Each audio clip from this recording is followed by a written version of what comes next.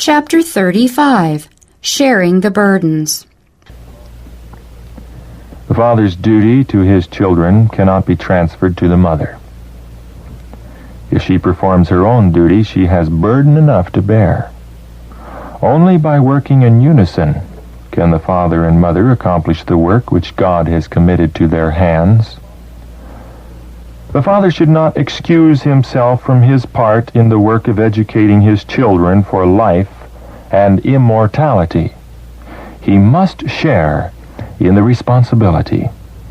There is obligation for both father and mother. There must be love and respect manifested by the parents for one another, if they would see these qualities developed in their children. The father should encourage and sustain the mother in her work of care by his cheerful looks and kind words. Try to help your wife in the conflict before her. Be careful of your words. Cultivate refinement of manners, courtesy, gentleness, and you will be rewarded for so doing. Whatever may be his calling and its perplexities, let the father take into his home the same smiling countenance and pleasant tones with which he has all day greeted visitors and strangers. Let the wife feel that she can lean upon the large affections of her husband, that his arms will strengthen and uphold her through all her toils and cares, that his influence will sustain hers, and her burden will lose half its weight. Are the children not his as well as hers? The wife may gather to herself burdens which she may suppose to be of greater importance than to help her husband in bearing his portion of responsibility. The same is true of the husband. Tender ministrations are of value. There is a tendency for the husband to feel free to go out and come into his home more as a boarder than a husband of the family circle.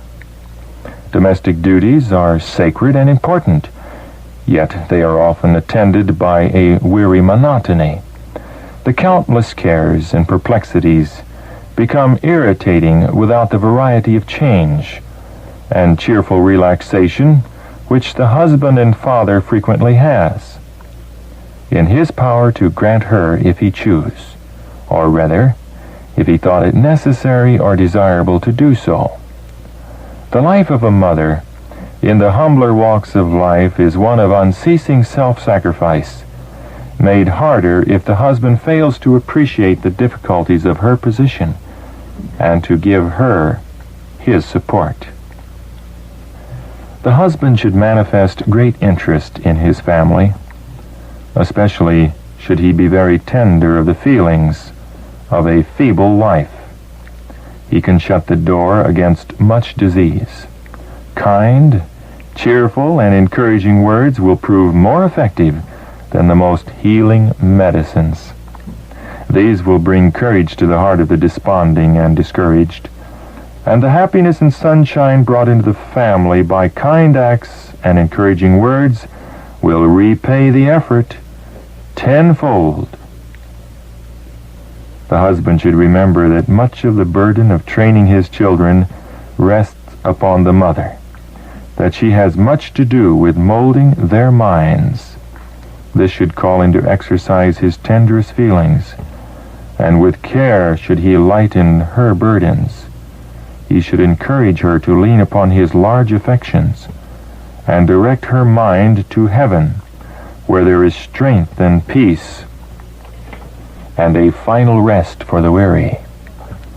He should not come to his home with a clouded brow, but should with his presence bring sunlight into the family, and should encourage his wife to look up and believe in God. Unitedly they can claim the promises of God and bring his rich blessing into the family.